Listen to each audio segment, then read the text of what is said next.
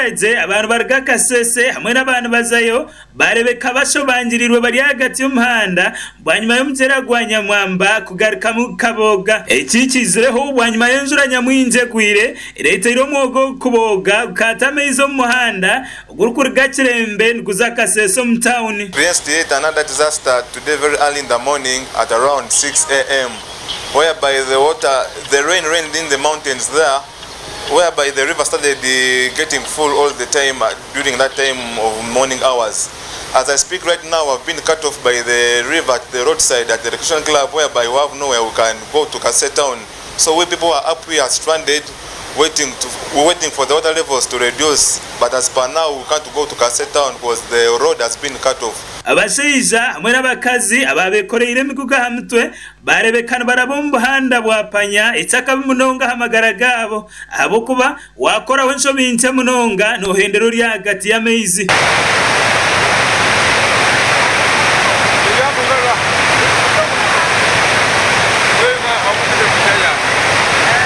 Government has tried to support the community by treating the river, but now as we speak, it was not as that much work done because the excavators excavated the river, but still the river was it was narrow, it was not wide enough so that whereby the water can just flow, because they excavated a small portion whereby the water rivers became full and overflew where they excavated from. That's why the water came into the river. But if it was a bigger thing, the water could have just gone freely. So we request for more support for the government to intervene in as soon as possible so that we can see how we can remove these big stones so that water can be passed smoothly. Ebi birkweyongera kubaho abaturage batakira government korekera kubasika cyona kurebekangu yataho rutindo hamwe n'imfurege y'amezi irikubasa kurabamwa amezi Omugyera gwa Nyamwamba agarukuba garmenje munonga bakaleta abahine ngbeja kugikoraho cyonka nindora inkora bakozere terenungi na hata amezi ngachasumbwa abataka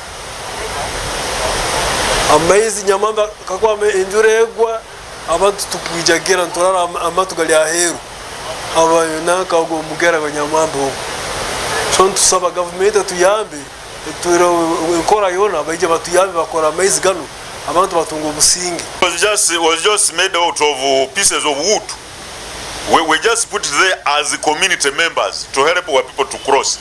It was just temporary, like you have called it.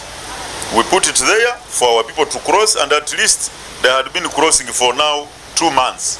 And now that it has flooded, after it has reduced, we are again going to put another one. So we shall not allow our people to continue suffering. We shall always put. It comes and takes it, we again put.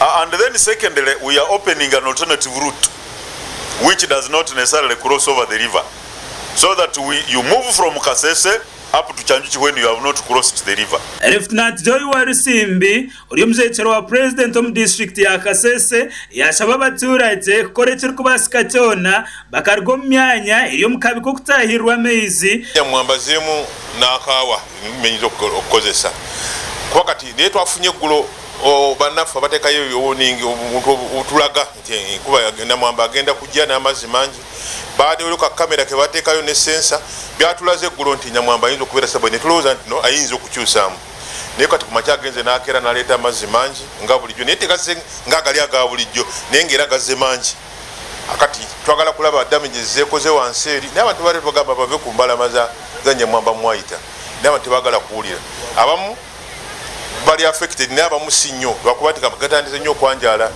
mu nsija zaabwe eri wansinga ku main road.